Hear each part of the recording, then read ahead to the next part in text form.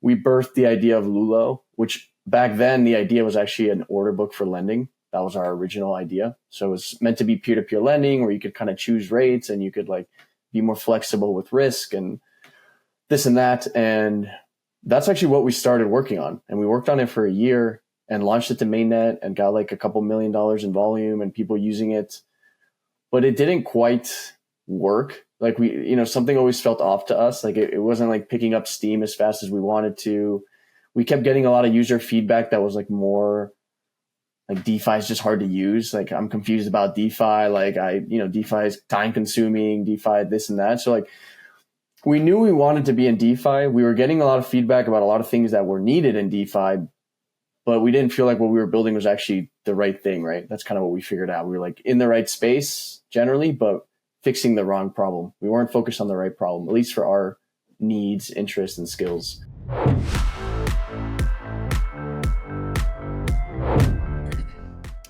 Hello, and welcome to yet another episode of the Solfate podcast, where we talk to founders and builders in the Solana ecosystem. Today, we talked with Daniel from Lulo, and so excited.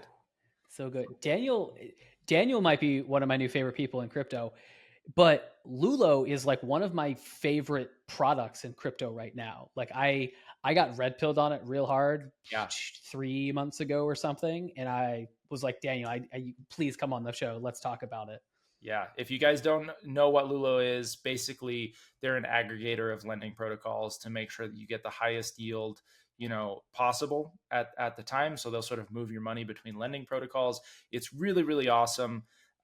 They just announced their new product, or at least they should by the time this airs, effectively protected deposits. So you can earn higher yield by basically accepting more risk, or you can earn slightly lower yield, but still great yield by basically saying, hey, I want full guarantee on getting my money back in the event of a hack or something like that.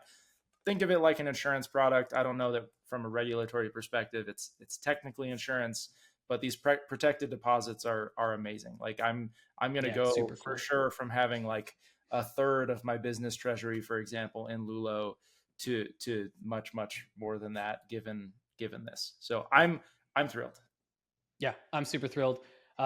There's some other fun alpha things that Daniel talked about in the episode, but without further ado, let's go ahead and jump in. And before we do though, shout out to Phantom, the preferred wallet of the Solfate ecosystem. Big fans of Phantom here.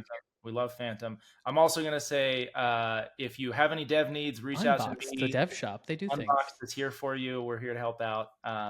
We've had a few people reach out to me because of the show, and I'm always happy to talk to people. Let me know. Nice. But marketing works. With that, let's dig in. Go. Nothing in this podcast is or should be considered financial advice. Any opinions and thoughts expressed are solely those of the individual. They do not represent the opinions of any entity. Enjoy. Cool. Well, my name is Daniel. Nice to meet you both. I'm one of the co-founders of Lulo. There's two of us. Co-founder with a guy named Jesse. I'm the CEO and he's the CTO. My background is normal tech background. So I, studied software engineering, and then I went to San Francisco to do like the whole Silicon Valley thing. That's kind of where I started. Worked at Google and then a couple other places. And then I kind of got into crypto via, people would talk about it. I thought it was cool. I actually first got in via Ethereum. I just thought it was cool that you could like anyone can build something on it. That was kind of what got me into crypto more than like the whole Bitcoin side, which I learned about kind of later. I just thought it was cool to have like this essential like shared resource that anyone could like plug into. I thought that was like a pretty cool idea. And then I slowly made my way into working in crypto. And most recently I was working at Maple Finance, which is a institutional, well, it's not only institutional, but like a lending product on Ethereum. And they do a lot of cool, like institutional stuff. They're a very cool team. And then after that, I started Lulo. So I started Lulo in late 2022. We raised around, we originally were building a lending order book and then later pivoted into what we know now as Lulo.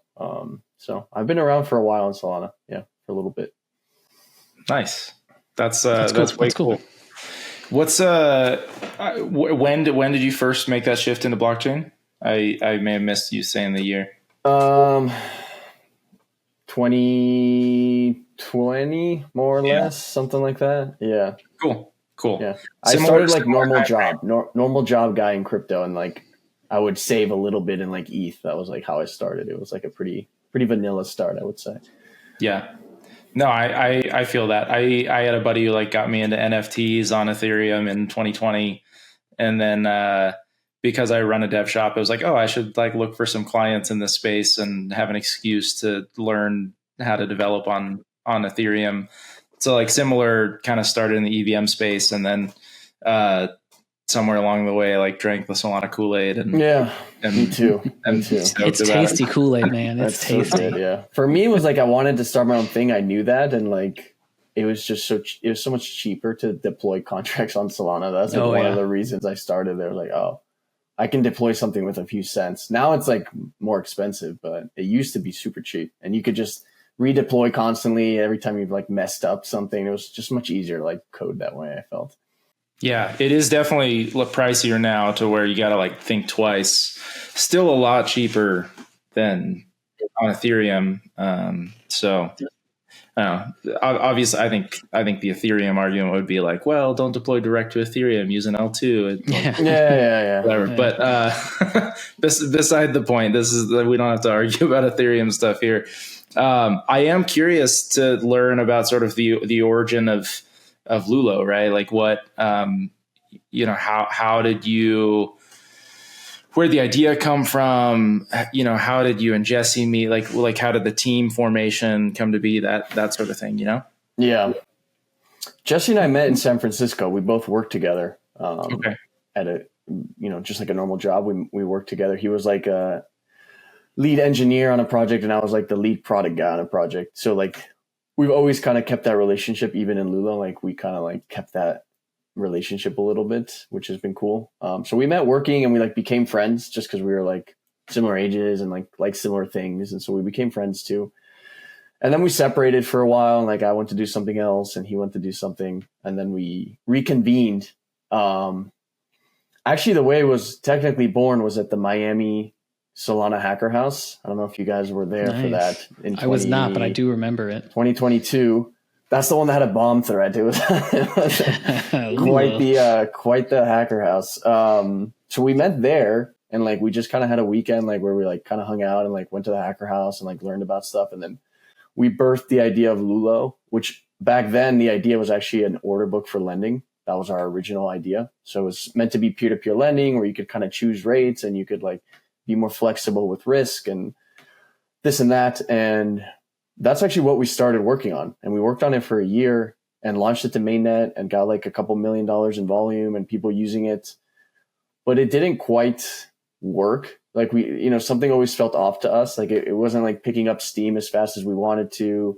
We kept getting a lot of user feedback that was like more like DeFi is just hard to use. Like I'm confused about DeFi. Like DeFi is time consuming, DeFi, this and that. So like we knew we wanted to be in DeFi. We were getting a lot of feedback about a lot of things that were needed in DeFi, but we didn't feel like what we were building was actually the right thing, right? That's kind of what we figured out. We were like in the right space generally, but fixing the wrong problem. We weren't focused on the right problem, at least for our needs, interests, and skills. So we made the hard decision to pivot at end of 2023, essentially. And what we did was like over a weekend, we spun up what we called FlexLend, which was the start of our new project. And it was a lending aggregator. We just integrated like all the lending pools. And we're like, all right, this thing is just going to put you in the best rate and just constantly check for the best rate. That's all it does. We made the simplest UI we could think of, like one button, one input box. And we built it in like 2 days, and we just launched it to mainnet, and we had our full project still, right? Like we were mostly working on that still. Like, let's see how it does, right? Let's like see how it does. And we launched it and it did super well. Essentially, people loved it. People started using it. People were talking about it. It quickly like was bigger than our whole main project was, like in weeks. So like, well, I guess this is a quick adoption now. Like, I guess, yeah. Like, what do you do? Like, I guess this is the whole company now. So it wasn't easy, but we made the decision like, all right, we'll shut down the old thing, completely shut it down, and pretty much started from scratch with this new thing. Since we had built it in 2 days, it was like duct taped together. So we really had to like, build out a lot of stuff. We weren't like keeping up with the demand almost. And then we rebranded to Lulo again, just because we really liked the Lulo name. We kept that. So we got rid of the FlexLend name. So it was kind of like a weird, bumpy, windy road to get to where we're at. But now we have Lulo. It's been live since January. It's been growing a lot. People love it, and we're all super excited to be working on it. That's amazing. That's a great story. I want to dig into that pivot a little bit before we talk, about the things that are to come. I think a lot of what Nick and I try to do with this show is sort of like a give an inside look into what it's like at these early stage, points in a company. And so that type of pivot, I think, talking about that could be really helpful for some of our listeners. When you were like, hey, let's make this lending pool aggregator thing, did you have any idea that was going to take off, or was it like, I guess I'm a little bit curious about the idea there. Were you thinking, hey, we need to pivot, we need a new product, let's throw our eggs into this new basket? Or was it like, hey, let's give ourselves a challenge of doing a mini internal hackathon every month and just see what we build in a couple days? How did that go? It's a little bit of a mix of both, I would say. You can never quite be sure what you're building is something people want unless you have 10,000 people signing a document saying, I really want this thing and pledge this amount of money. Even people that are like, oh, I would use this. You can build it and launch it, and then they would be like, actually, I didn't. They don't put their money down first. Yeah, it doesn't matter. I didn't really mean it, actually. It's a vanity metric. In the moment, I kind of thought it would be cool, but actually now I don't. So it's a little bit of both. Our strategy was, like I said, we're getting a lot of feedback that things were hard to use. That was the main feedback we were getting from our main product, right? We're like, DeFi is just hard. And the thing we were building was just more complicated. So we're definitely not on the right track, right? If the problem is it's hard to use. And so it was kind of a gut feeling. It was something I personally would wanted to use and always thought would be nice because I was moving things manually. And so that's kind of why we built it in a weekend. The strategy was we have a gut feeling that this is more correct, right? It's actually something that does make DeFi easier, which is kind of what we're hearing people need. But we're not committing fully, right? We spent 2-3, very long days on it. But if it failed, it would have been not a big deal at all, right? So that was kind of the strategy. We just kind of built something that we had a gut feeling maybe is correct and see okay, will people put money into it? And then, can we get $10,000 into it? If we can get $10,000 into it, then maybe it's worth putting more effort into it and trying to get $1 million into it. So, and then that's sort of how we went about it. Well beyond $10,000. Yeah, it did super well. So it did much better than we expected. Actually, when we launched it too, our mentality was oh, if it does really well, maybe we can use it to make the main thing grow and they work together somehow. But it grew so much on its own that we're it doesn't make any sense to keep the old thing around. It's just going to make this new thing worse. So it was hard because you got to let go of your baby too. You work on something for a year and then the result is oh, I guess we just delete the repo and that's it. Did you get a lot of customer pushback when you shut down the first product? Some people that were using it were excited about it, were bummed, but those people, we got excited about the new thing. So it was definitely the right call. And if you do it early enough, that's the thing, right? If you launch things and try things, if it doesn't work, it's the easiest thing to kill because no one misses it. Because if it's not a good thing, then you can easily kill it. That's what I don't get. People are scared of launching something bad, but it's actually no one's really it doesn't really hurt you to launch something bad usually, right? It's kind of, there's no social debt there. If you're launching a new thing and it's exactly. It's this new small thing, especially if you go through a quick process to do it, an actual MVP.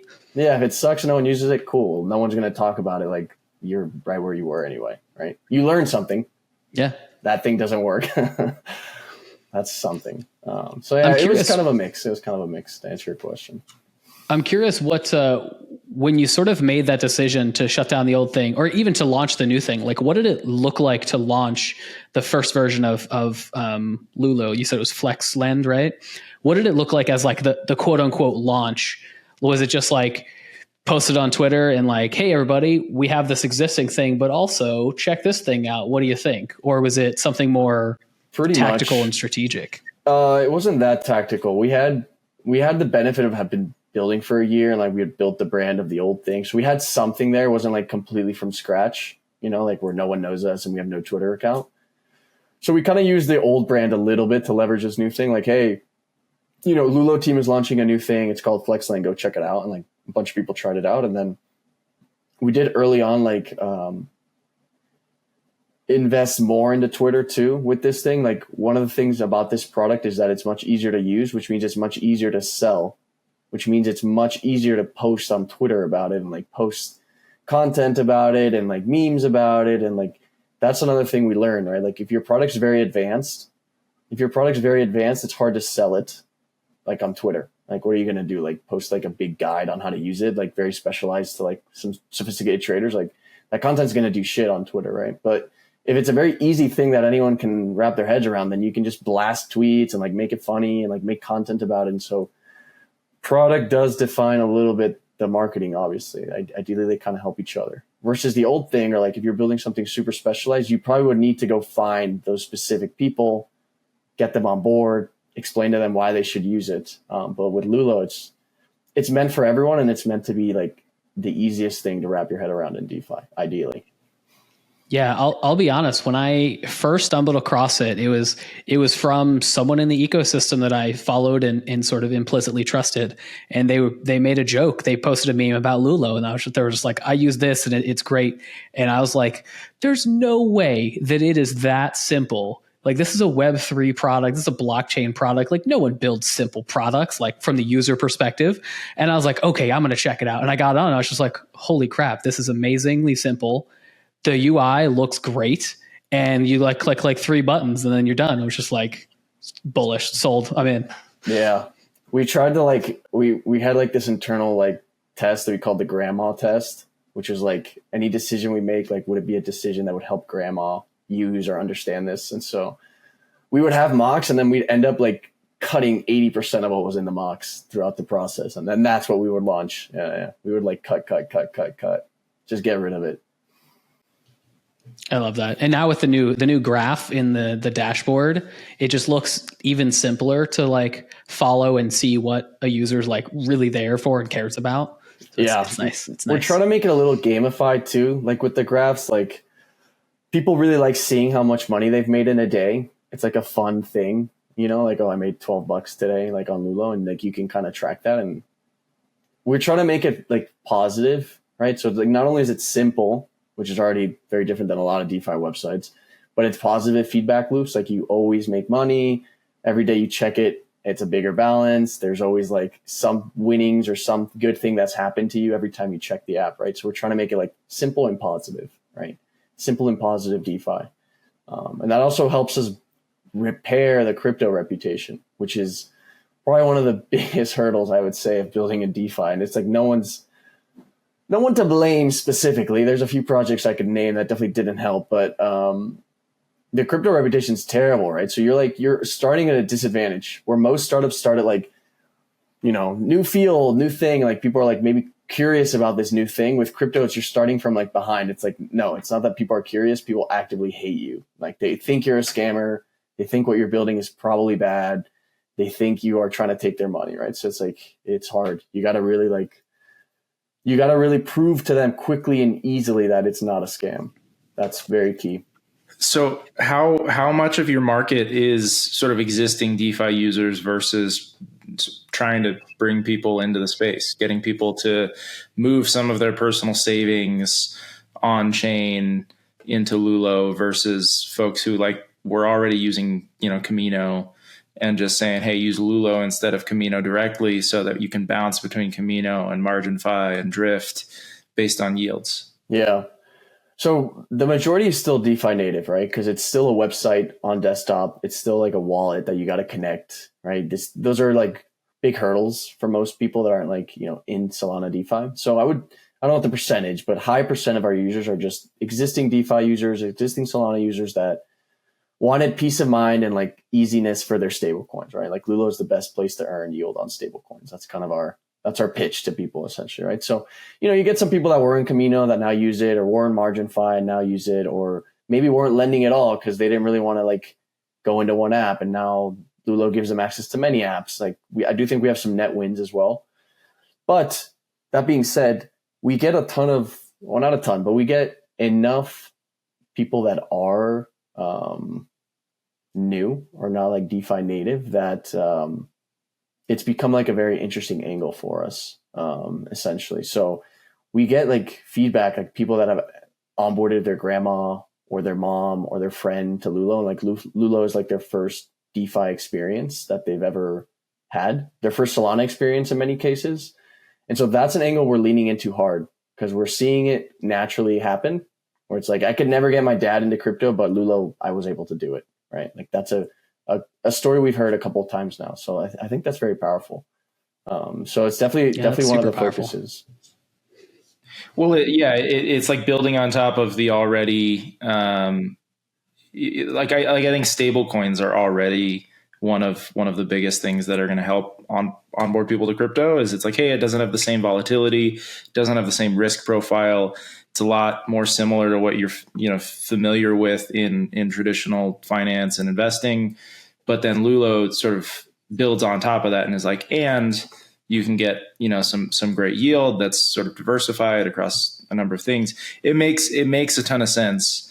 You mentioned before we started recording that by the time this comes out, you'll have some new a new announcement. So I am curious to jump into that. Well, what's the guess? Because Nick wanted to guess. Yeah. So I've got a guess. I like I've mentioned, like I'm a big fan of Lulo now. Like I'm into it. I will say I do almost exclusively use it on mobile in like the integrated browsers within mobile wallets. That's the way it's going to be. And no it one's looks be and feels desktop. great.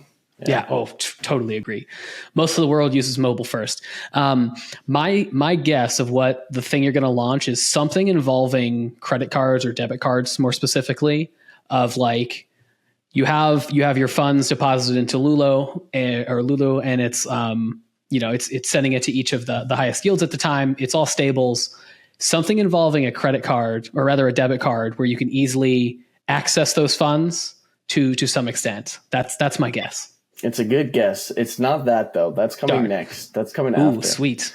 So there's two big things we're working on. I'd say the biggest ask that we get, we always build based on feedback, right? And the biggest ask we get is number one is debit card, credit card, what you're saying, which is a very good guess. But we need a couple of things in place before we can do that. So the first thing we're working on is native app, right? So we talked about mobile. So we're doing a Lulo native app. That's going to be huge. That's going to make it much easier to get into Lulo too, right? You don't need a wallet. You can just kind of download an app, connect your bank, or send money to like a USDC address. And you'll have your Lulo address, and anything you send in there will just start earning yield, and you just not worry about it. The other thing we're building is an insurance product.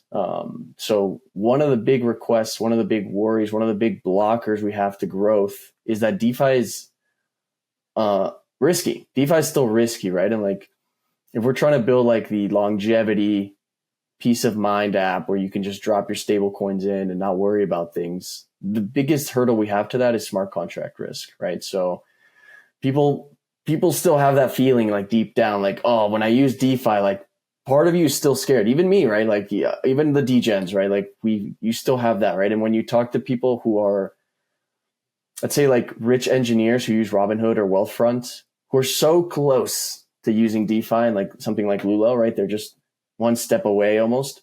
This is one of the biggest blockers. When you talk to whales in DeFi, that's one of the biggest blockers, right? That's why token incentives are everywhere, because the solution so far has been to just launch a token and like emit a token. So it's like, yeah, you're taking smart contract risk, but like you're earning these tokens kind of in exchange for that risk. I just don't think that model is going to scale forever. I don't think it's like a long-term solution. So we're building an insurance product.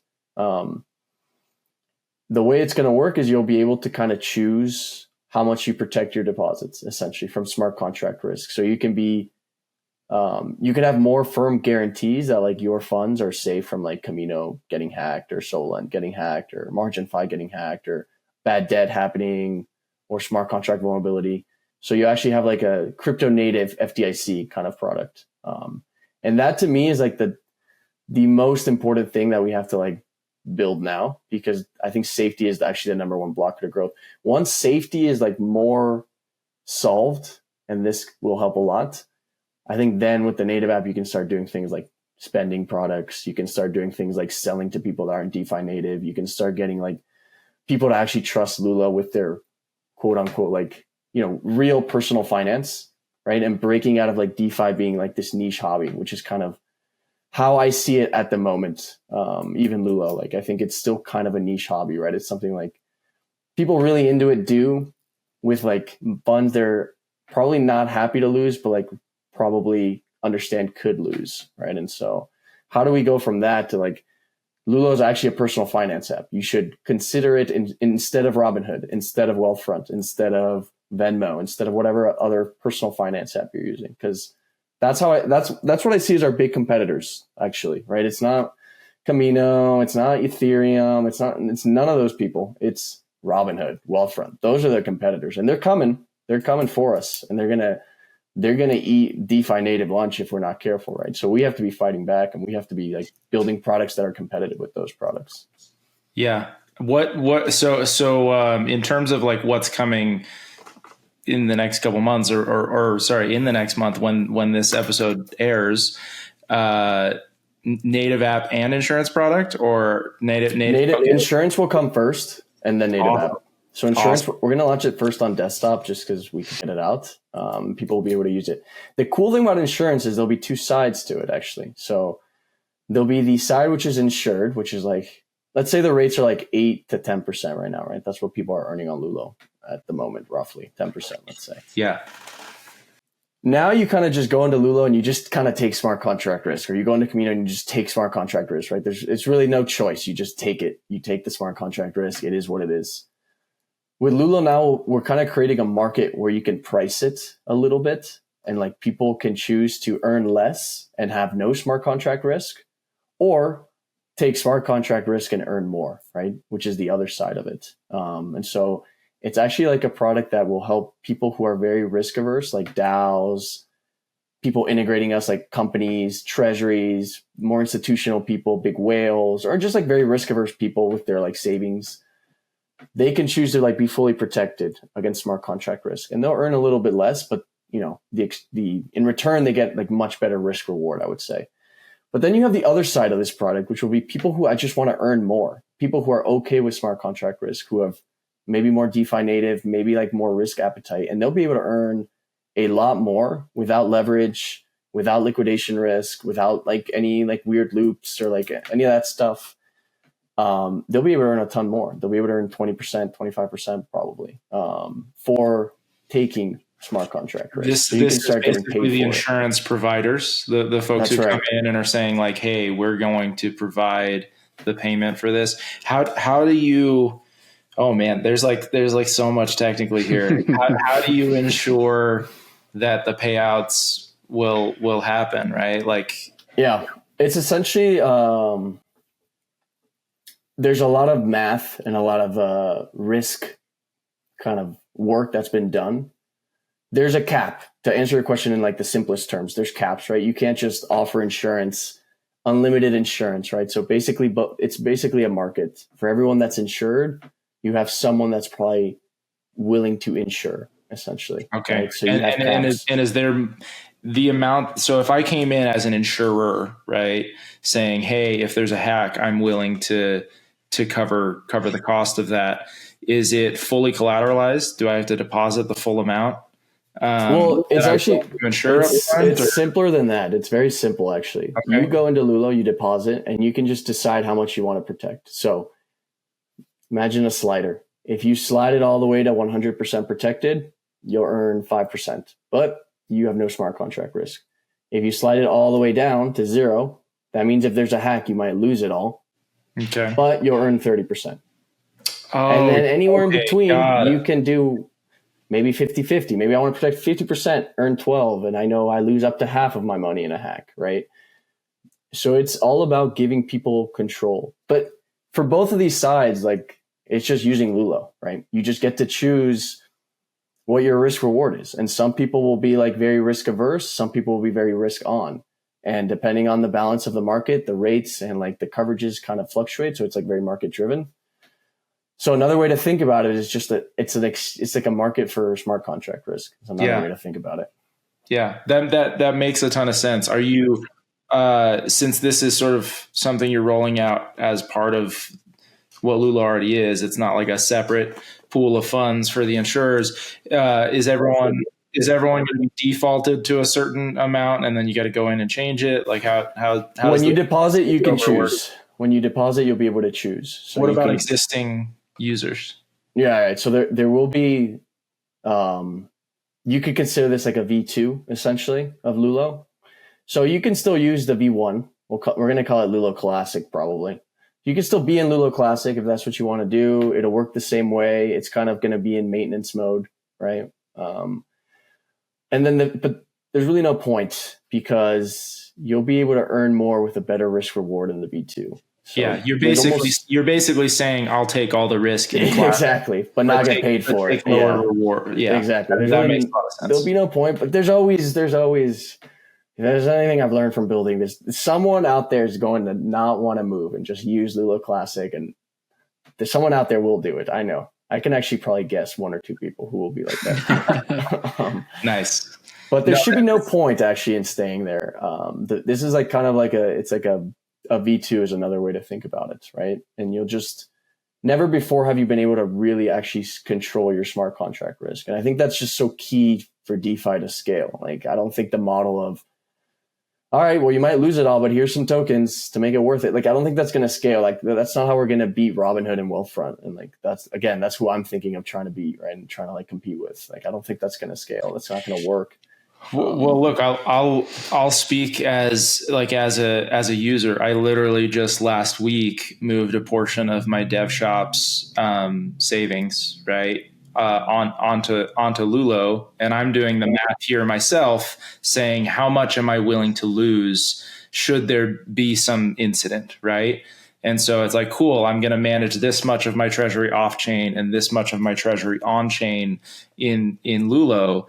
Whereas, once this rolls out, I can just put all of it on chain and then just use that slider to determine where, what level am I willing to use versus lose versus how much do I need guaranteed in order to be comfortable, continuing to operate my business. Yeah, that's right. And that's the goal, bring more money on chain, right? That's kind of, again, the biggest blocker is what you just said. People, we get this feedback all the time. I love Lulo. I have, XYZ amount in there. I would love to put more, but like, I don't, I can't. Like, DeFi is too risky. There's always a but. I can't do it, right? There's always a but, and it's always safety. There's only one but. It's always safety. It's the number one thing, right?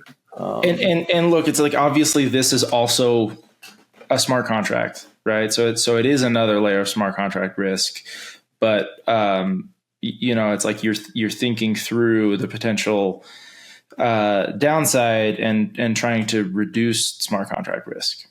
Yeah, I mean, at the end of the day, your money sits in these protocols where you're deposited, right? So that's like the majority of the risk is really concentrated there, right? Where the money is. Lulo doesn't ever hold money, so it's not really like there's nothing really there. Lulo's more like a little smart wallet is kind of the way to think about it. It's, it's just routing things. All it can really do is like move it between these apps. So like worst case, someone could like move all the Lulo funds to like Camino or something and like, I don't know, mess with the rates or something. Oh, that's interesting. I didn't realize that Lulo wasn't, for lack of better phrase, like custodying the assets. Like when I deposit into my Lulo account, it just goes straight to Camino or wherever it is. A PDA on the Lulo program is just the authority on each of the individual protocols, the lending protocols that are in there, and just moving the money around. That's right. Oh, that's even better. Right. So then combine that with the insurance. You've basically just completely gotten rid of smart contract risk on the Lulo side. Now with the insurance system, it literally takes care of or gives users the option of where they fall in the spectrum of willingness to accept smart contract risks for each of the individual protocols. That's right. Yep. That's been our strategy. So we try to minimize our added risk. We should communicate this better. It's a hard thing to communicate because, like, again, our thing is there's like the technical side of it to like try to explain this to them. But that's exactly right. Like, our whole thing is like, how do we like risk is like the number one thing, right? So how do we first remove ourselves from the risk equation, and secondly, this new insurance product like help people manage the risk on the underlying protocols, which is again where your money sits. And if there's an exploit or like bad debt or like Solana crashes 80% and like liquidations don't work or whatever it may be, like, this system would protect you in that case. Can you actually talk to some of like the logistics of how the insurance system works. Like I guess I'll call it insurance protocol for lack of better phrasing. We're How gonna does have to it call work? it So like probably not insurance, just because I think that's a legally that's- protected term. But that's like, fair. We can Well, call it this insurance for the this conversation. safety mechanism. I How call about it that? protected deposits. That's what I've been calling Okay. it. I need to How does workshop it- the name. I think protected deposits is a pretty good You like pretty good name that? for it. Yeah. I We've like that. been going back and forth on what we call this thing. Probably when this airs, we'll have a cool name and branding already out, but Love it. at the moment we don't. That's fine. But can you talk to like how it works? So like in the event there's an incident with any one or multiple of the lending protocols that say like at the time like well, you won't even name names because I don't want to like, throw shade on anyone. At the time, say like I have funds in Protocol Lulo. Yeah, they're designated to protocol A, and then I have my Lulo account set up such that I'm actually only in one protocol at a time.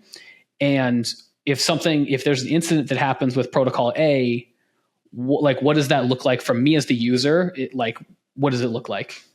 So there's gonna be one big change, which is you no longer can decide what apps you're in. So we're gonna have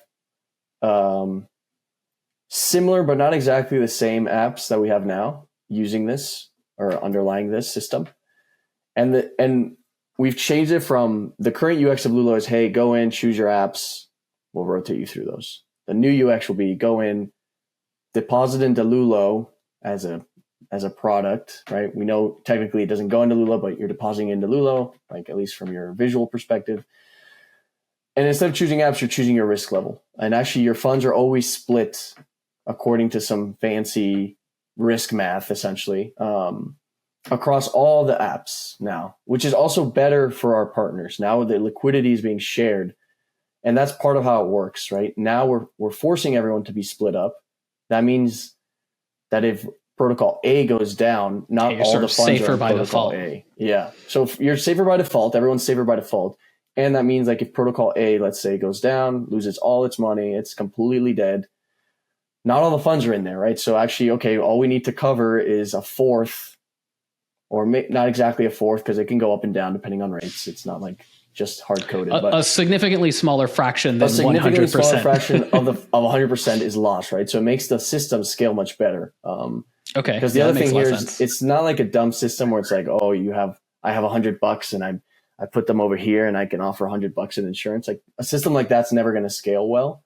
This is much more intelligent, right? So you can offer a lot more insurance and you don't need one-to-one coverage, right? So it scales, which I think is also key because a lot of the insurance products in DeFi so far haven't really taken off. And I think part of it is it's always like, oh, we take 0.01% of each transaction and we put it in this bucket over here. And like, that's our insurance fund. Like, okay, but like, that covers like 2% of total deposits in your protocol. Like, is it really like going to do much? There's Drift. I think Drift has a cool insurance fund, but it's similar, right? They give the protocol fees to people that LP in it. And I don't know this, I don't want to be quoted on this, I might be wrong, but I think if Drift lost everything, like, total catastrophe, I don't know if the insurance fund is big enough to cover everything. I don't think anyone has an insurance fund that big.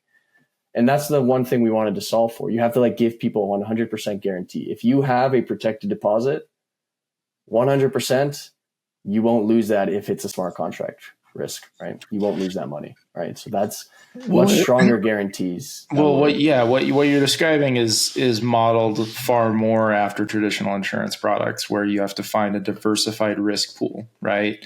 Like think health insurance.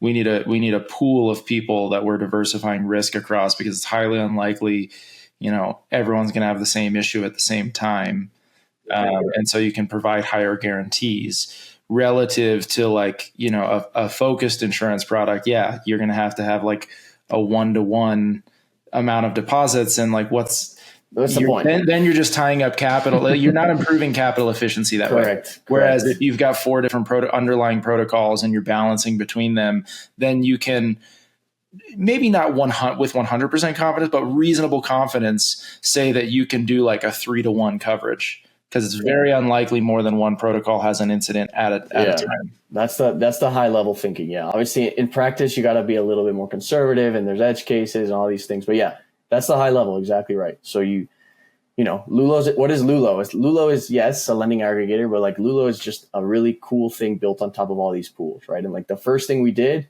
is make it so you earn more with simpler UX.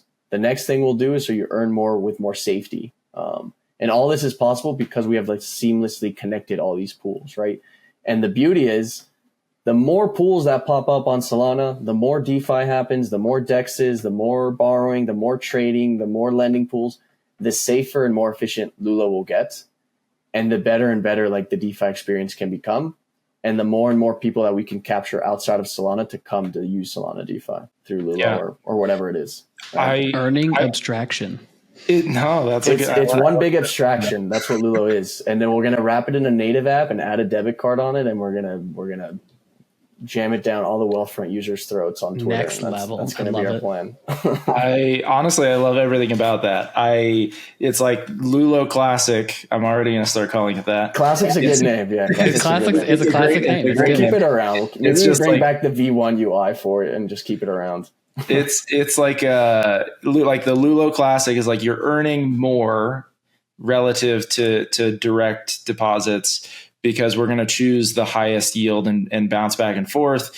Whereas if you really think about it, it's like the same underlying goal of let's, get you as much money on your deposits as possible for as little risk.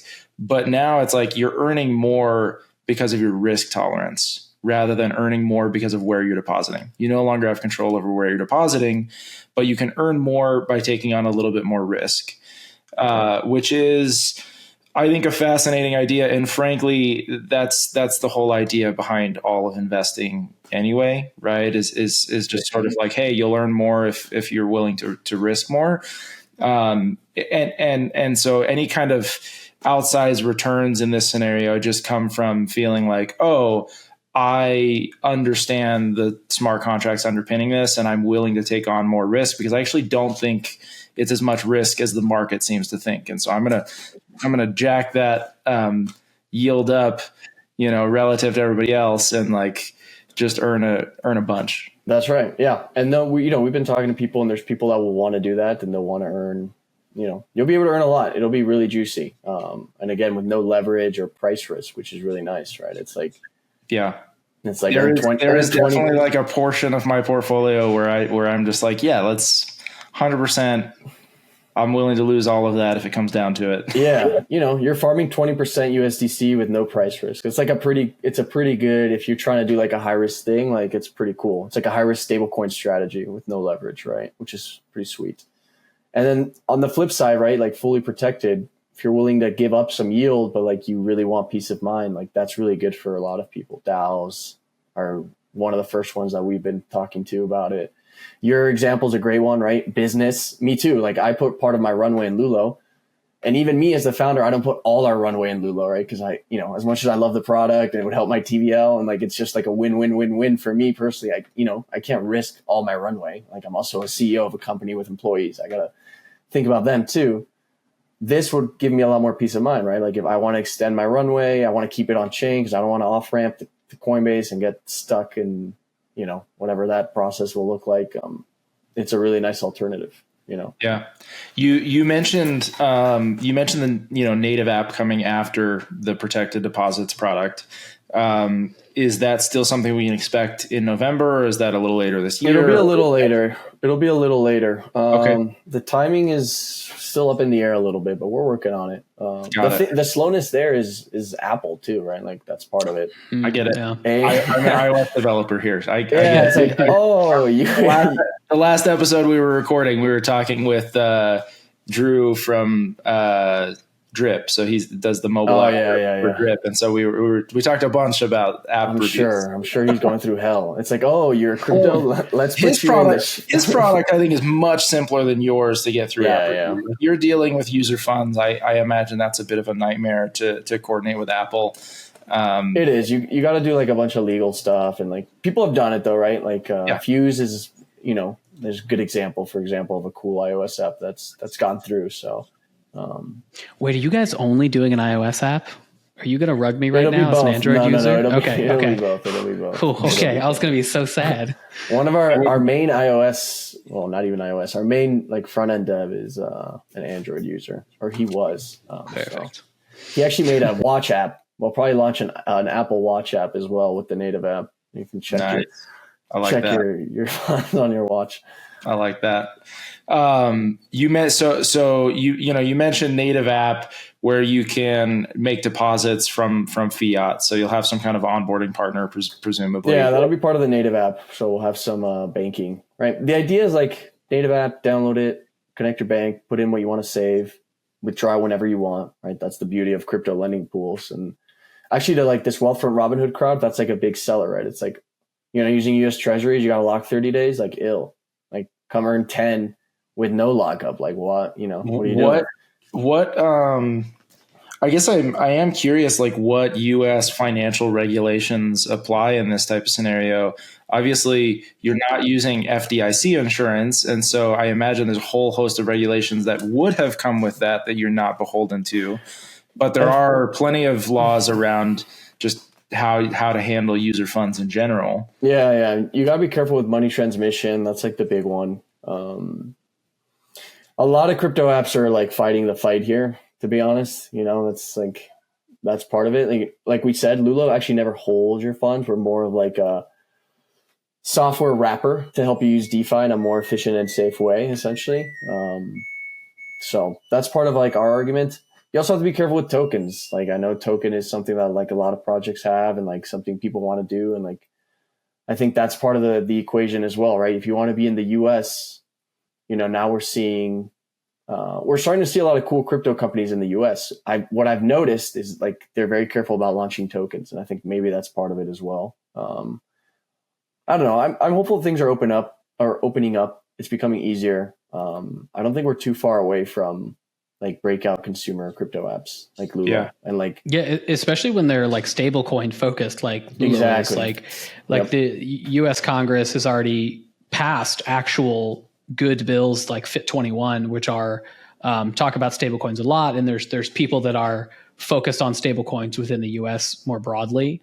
So that already like makes things simpler from like the U.S. regulatory perspective. Stablecoins help a lot because stablecoins aren't securities, right? So it's like very nice. Like, okay, well, none of the tokens on our platform, And we also saw the Bridge acquisition, right? By Stripe. Like, I think that Stripe was a huge. When I saw that, I was like, let's awesome. go. Like, let's go. Lulo is gonna be good, right? If Stripe is buying stablecoin companies, it means they think the regulatory risk is there's probably some, but someone there decided like, hey, it's still worth to invest in this and build in this, right? So, and Stripe has hundreds of lawyers, and I'm sure very connected. So if they can make that decision, that's I think a very good signal for other products. 100%. If I'm gonna ask like it's actually at least for me it's a tough question that I never like answering, but I'm gonna ask you anyway. If we had to sort of crystal ball 3 to 5 years into the future and see, because we've been talking about near-term plans with the native app, with debit card, that sort of thing. If we had to crystal ball 3 to 5 years in the future and see what does Lulo look like then, what are you aiming for? What is sort of your like shoot for the moon best case scenario for Lulo? I think we talked about it a little bit, but when you think about, let's focus on the US for a second. You think about the US, right? You're in the US or even Europe. And you think like, what's the go-to crypto app? Maybe Coinbase, maybe Kraken, but I don't think they're that strong actually as brands. And I think if you talk to people in crypto, like no one really loves Coinbase. And if you talk to people outside of crypto, no one is really using crypto yet that much, right? So Coinbase is the biggest and they're cool and they got a lot of things going, but I don't think they're that strong in like the crypto space. I don't really see Coinbase as like, oh, they've won it. And, Coinbase is the crypto app. Like it's over, right? Now we're all fighting for 2 and 3. That's not true, I think. And so my ambition is when you think of what's my go-to crypto app, you think of Lulo, right? It's where I drop in my spare cash. I earn awesome yield on it. I, protect it or not depending on my risk, or maybe I do both. I got my debit card so I can spend on it. It automatically pays it off with the interest. It's my go-to like personal finance crypto app. Like it just makes my life so much better in so many ways, right? And so that's kind of my ambition, is to be that, right? So that's when I say Robinhood, Wealthfront, Coinbase, like those are the competitors I truly see for us. Like that's where I'm aiming. So in 3 to 5 years, that's what I want. I want everyone using Lulo, earning their yield, right?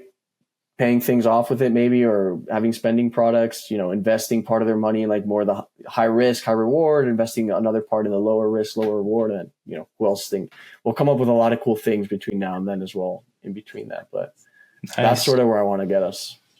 I have one last question. I love it. Would you ever like consider a financial product that is like an FDIC insured type of banking product, similar to like Coinbase staking, right? Where it's like you can hold your cash there and earn like a lower yield, and behind the scenes they're making a spread by depositing in crypto. Yeah, I mean the FDIC only applies for bank accounts, so I'm not sure about this for sure, but I think the coin. Well, actually, I'm pretty sure the Coinbase rate, the 5%, which is now 4%, by the way, is treasuries, which we know because it went down to 4% as soon as they cut rates, right? So it's not actually crypto at all. The Coinbase rate is 0% crypto. It's just it's the same thing Robinhood does with their Robinhood Gold. It's the same thing Wealthfront does with their cash account. It's just give us cash, we'll give it to U.S. Treasuries. U.S. Treasuries are insured, whatever. So none of that rate is actually crypto, right? So, but to answer your question, yes, I do think real like RWA Treasuries is something we could fold into the mix, right? Maybe like we talked about, insurance only gets better the more things we have. Like I've been talking to a few projects to like, okay, well, let's add RWAs, one of the things we allocate to, right?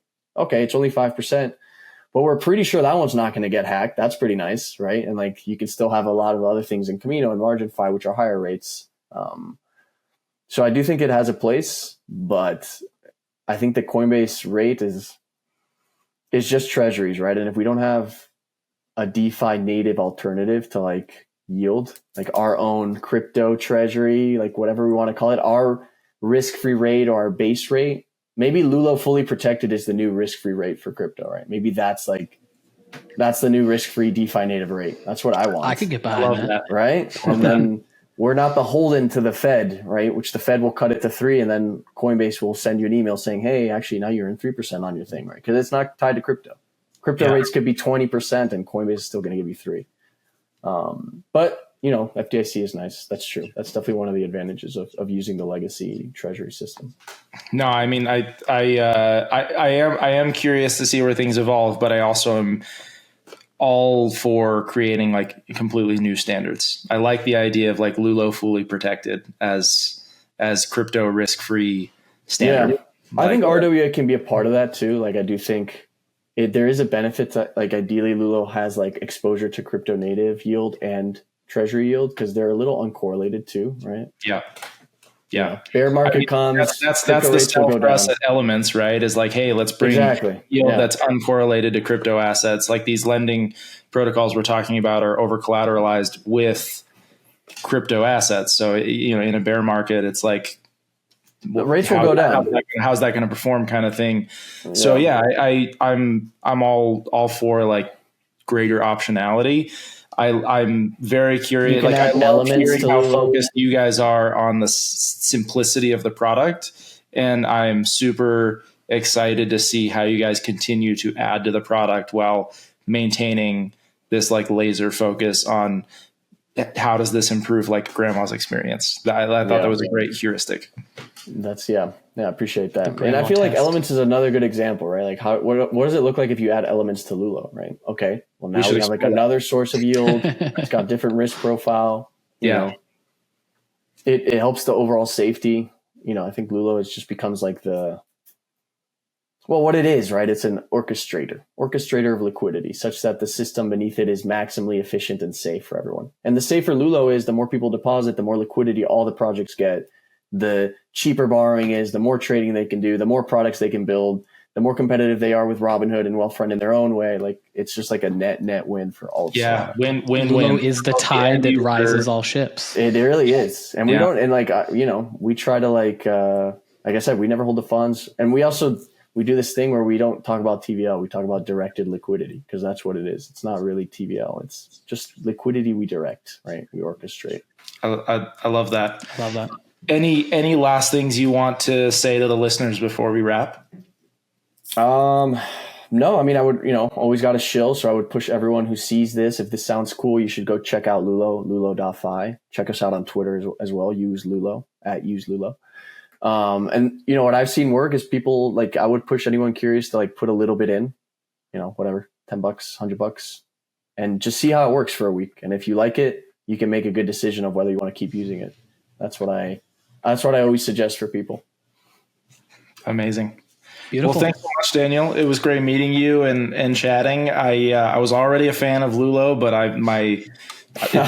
down more so. That's right. That's why I'm doing these. So this is awesome. I'm doing the gospel, the gospel, singing the gospel. Preach. Love it. Yeah, nice chatting with you guys as well. I enjoyed it. Cool. Well, to the users, we'll see y'all next time. Bye-bye.